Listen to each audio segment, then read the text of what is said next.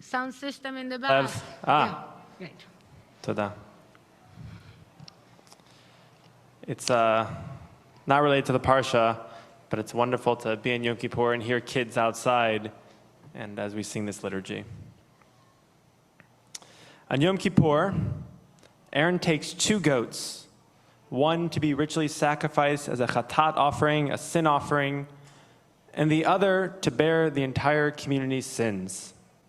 Aaron lays his hands on the goat's head, confesses all of Israel's shortcomings, and sends it off into the wilderness. It is through this process that the entire community is forgiven of all of their sins from that year. At its simplest form, this is ritualizing the idea of a clean slate. And this is very, very similar to our Yom Kippur rituals today, where we are communally forgiven, except for the goats. We read in today's Torah reading, "V'natan Aharon al shnei hasarim goralot, goral echad la'Adonai v'goral echad le'Azazel."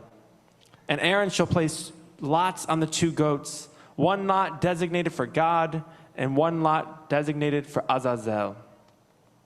The goat that bears the sin is sent off and is designated for this weird word, Azazel. But what does this mean? And how does it relate to our clean slate ritual? Biblical scholar Dr. Rachel Haverlock writes, "This is the name of the wilderness beyond the boundaries of settled life. Most likely originated as the name of a demon.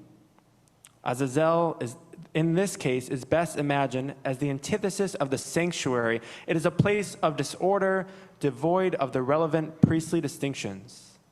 By carrying Israel's impurities to such a wilderness, the scapegoat effectively conveys the chaotic aspects of human life back to a place of origin."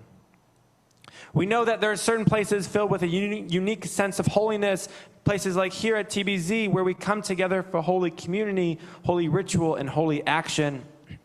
And according to Dr. Haverlock, Azazel is the antithesis, it's the fastest, making my words, the antithesis of this holy place. It is a place of disorder, chaos, and lack of ritual.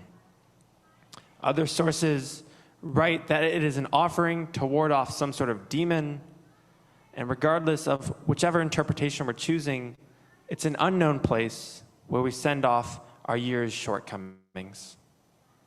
Our text continues, "V'samach Aharon et shtei yadav al rosh ha'se'ir hachai." And Aaron is to place both of his hands on the head of the living goat and confess upon it all of the iniquities of the people of Israel, all of their transgressions, for all of their sins, and place them on the head of the goat. V'shilach biyad ish iti hamidbara, and send the goat by way of a designated man into the wilderness.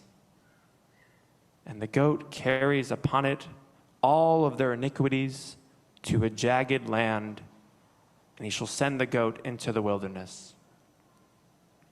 Here is an opportunity to cast off those shortcomings from all the times when the Israelites have acted less than our ideal selves. But the goat is not simply let off its leash. We read, "And send the goat by way of ish iti," a designated man, into the wilderness. Who is this person that goes off with the goat? Our famous medieval commentator Rashi suggests that this is a person who has been prepared for the task since the day before, and Ibn Ezra adds that perhaps it's the custom of the Ish Iti to accompany the Azazel on each Yom Kippur. Some people in our community always lane on Yom Kippur, some people blow shofar at Ne'ilah, and some people always walk with the goat. And finally, BDB, a biblical dictionary that rabbinical students learn to keep by their side, translates Ish Iti as a person who is in readiness. No matter the translation, the goat is not just sent off on its own. The goat is accompanied by this person who cannot be ignored.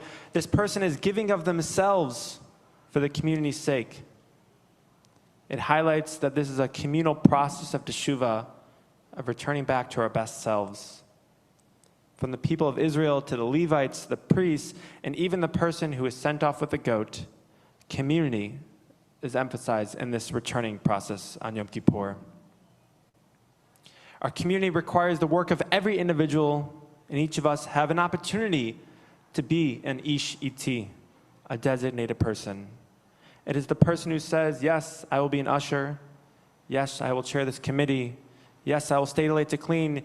Yes, I will double down on our racial justice efforts. And yes, I will show up for this program just to become more embedded in the community's fabric. All of us have moments where we can be an ish iti for the sake of our community's growth.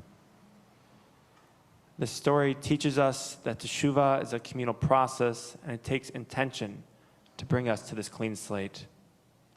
It is a constant process, and we must remember that the act of atonement, returning, and building community is something that requires every individual. As we continue throughout Yom Kippur together, I invite you to think about the ways in which you will show up for this community and help us to return to our best selves. How will I be an ish iti?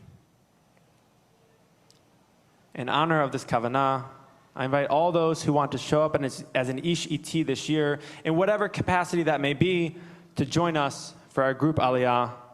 If you're feeling called, please rise in your seat.